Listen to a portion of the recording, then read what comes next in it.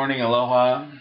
This video is about an upcoming war in the Middle East that's a very strong possibility, and today is November 16th, 2013, and tomorrow, on the 17th, French President Francois Hollande is arriving for his first visit to Israel.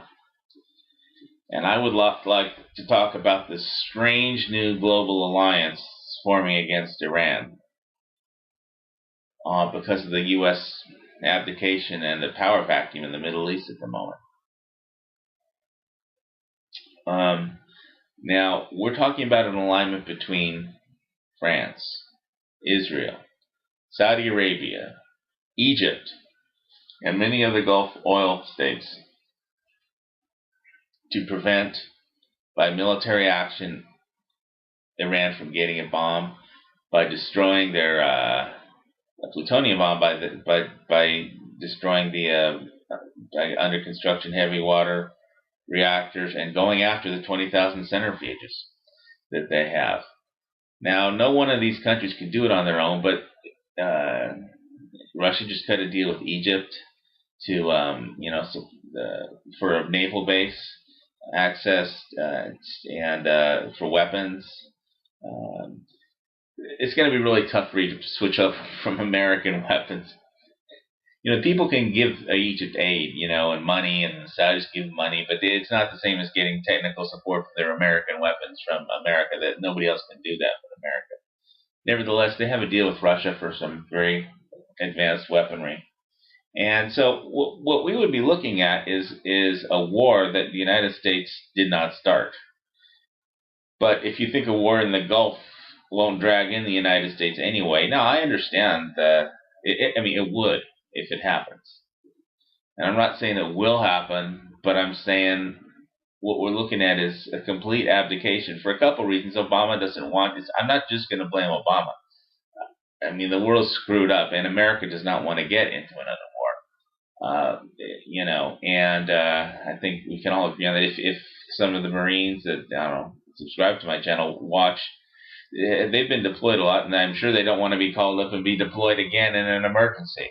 Who the hell wants that? But it could happen because Iran is just, Ayatollah's not going to give up those 20,000 centrifuges. And so now on that note, I'm going to switch over just a little bit to this, from this upcoming visit tomorrow with the French President to Israel, to a little bit the topic that's only related in a side way, which is anti-Semitism and nationalist anti-Semitism.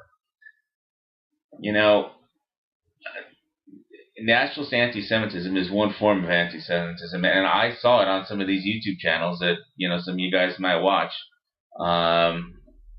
I received an email from the guy that runs an American warning, basically telling me that it was okay that I was Jewish, and that's great. I can be Jewish, and there's nothing wrong with that. Gee, thanks. But Israel is an evil state, and I had to accept that. I just told him I didn't want to hear. I blocked him, and I sent him an email after which I blocked him that said, a private message: do not contact me further. I'm not interested in your anti-Semitic hate speech. And there was a guy on his channel, and the sad thing is that some relatively nice people watch that channel. One bad Marine was on there, but I'm Jewish, so I recognize nationalists. They're basically saying Israel wants to drag America into a war and is pushing for a war. Israel isn't going to. The total number of American soldiers that have fought in Israeli wars on behalf of America is 0. Iran was a problem created by the United States. Not Jimmy Carter not paying off the mullahs in France to live on live high on the hog there, and so they went back to Iran and overthrew the government, the Shah. So the bottom line is,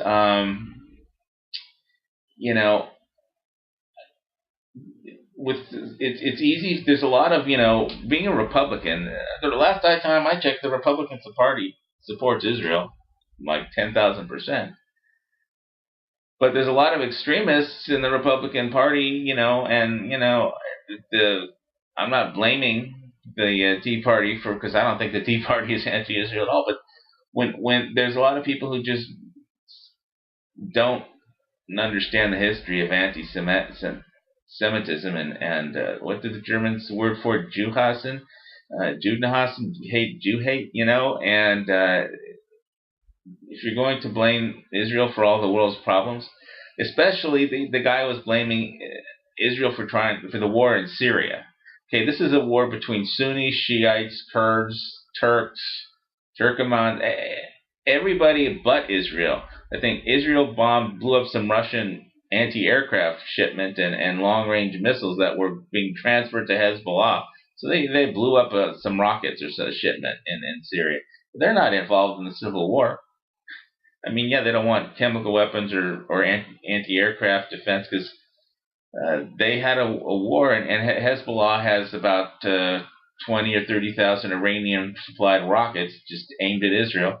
And the only reason Hezbollah doesn't shoot them is because they know that the last time they did that, Israel blew the crap out of every bridge and every public structure in Lebanon, and their own people don't want them to do that. When this war starts, they're going to have to deal with those Hezbollah rockets because Iran will tell Hezbollah to attack Israel with their rockets, and so this is going to be a really interesting meeting, with the French President tomorrow between Netanyahu and Hollande. But all I can tell you is I have taken obviously an American Warning off of my, I don't watch that. I don't watch One Bad Marine anymore because, he seems like a nice guy, but the American Warning, the guy who runs that, he's an anti-Semite. And so are a lot of the people that he has videos on that channel, and he doesn't even understand what the different forms of anti-Semitism are, and nobody says they're an anti-Semite after Hitler, but if you, just look up, research anti-Semitism, and they're like textbooks over there. And so I'm not, from every time I've seen it, nobody sent me an email telling me it was okay to be a Jew before. Gee, thanks, I need your fucking permission. Screw you. And so this is my rant on the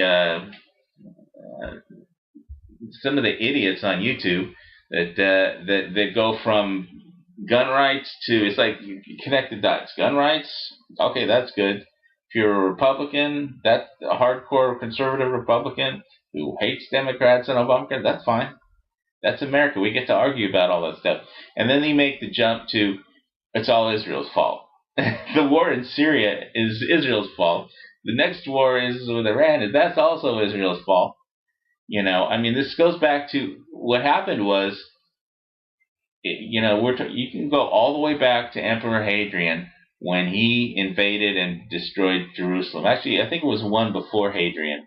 Was it Tiberius or anyway? But the whole thing with Emperor Hadrian was he sent 12 legions. We're talking about the first, second, and third Jewish revolts, and the fourth Jewish revolt. And the Bar Kokhba revolt was, I think, the second or third. But basically, they lost so many soldiers fighting the Jews, and they formed the Jewish diaspora by, destroying Jerusalem, basically, and putting, in the end, what his proconsuls threatened to do, which started the war, is the proconsul in Jerusalem for Emperor Hadrian, who was more concerned, Emperor Hadrian was more concerned with, visiting countries and just bringing all the good parts of all the different countries they had conquered back to Rome, and just living off the fruits of the conquests, and he kind of ignored foreign affairs mostly, except for Israel, and which was Judea at the time. And what he did was, the proconsul wanted to build on the Temple Mount, he wanted to build a golden statue of Apollo, and he outlawed circumcision, made that illegal, and in the end, the Jews revolted, and they sent, I don't know, 14 legions over. So in the league, there were so many Jews revolting that they took like 50% casualties, lost a couple of legions. So that really, obviously, Emperor Hadrian had to do something about that because so many of his soldiers were killed. So he just pretty much banned the practice of, he banned Jews from Jerusalem, for one thing. And he put a statue up of himself after killing all the Jews. He put up a golden statue of himself and the Roman god Jupiter on the Temple Mount. I don't know whatever happened to those statues. But after Emperor Hadrian, Rome pretty much went to hell, and the barbarians conquered it. Conquered Rome itself after him because he wasn't expanding his empire or concerned with the foreign affairs too much, except for that he outlawed the practice of being a Jew, pretty much, and destroyed Jerusalem in Jerusalem. So, and what he did was he crossed Judea off the map. It was illegal to have Judea on a map. And instead it was renamed Syriana Palestina. Something like that. I'm not sure I got the pronunciation right. Syria Palestinia, something like that. And so this, you want to go back to this is like the second Jewish revolt, the third Jewish revolt. And some of the coins are famous that they made, printed, when after, obviously the Jews overthrew the council and the proconsul of Rome, the governor of Rome, and then they sent in the legions, brought the hammer down. But the Jews fought back pretty hard, so many Roman soldiers died, and when you lose a couple legions, you got to do something, and so that's what he did. And eventually, some of these policies were eased, and after Hadrian died by the next emperor. But that's what created the diaspora, and Jewish diaspora, which is Jews fleeing, Jerusalem because of Rome, the tyranny of Rome. And so that's what Judah Ben-Hur was about, kind of, with Charlton Heston there. And that's anyway, that's like why I like having an Israeli rifle and an Israeli red dot. But I don't think I think America's a pretty decent place. It's just that some of the people on YouTube don't understand, anti-Semitism very well, or the roots of it, and so they, you can blame the people. The typical things that you can, if you identify different aspects of anti-Semitism, it's because it's religious. They see Jews as Christ killers, and it's economic because all the Jews are bankers, they say, and usurers. And then somehow Jews are just socially inferior, pushy, or vulgar, or they're an inferior race, as Hitler and the Nazis said, and or they're subversive and revolutionary, or they're undermining the moral and structural fiber of civilization. I think the word is Judeophobia or something. But it's always been used historically to, especially in the 19th century, before Hitler. There was anti-Semitic associations. I think in 1879, Wilhelm Marr founded the Anti-Semitic League in Germania. And after Kristallnacht in 1938, Dr. Goebbels, Hitler's propaganda guy, said that the German people is anti-Semitic. It has no desire to have its rights restricted or provoked in the future by parasites of the Jewish race. So, this anti-Semitism is not new, and so I don't listen to some of this channel, An American Warning, because of that.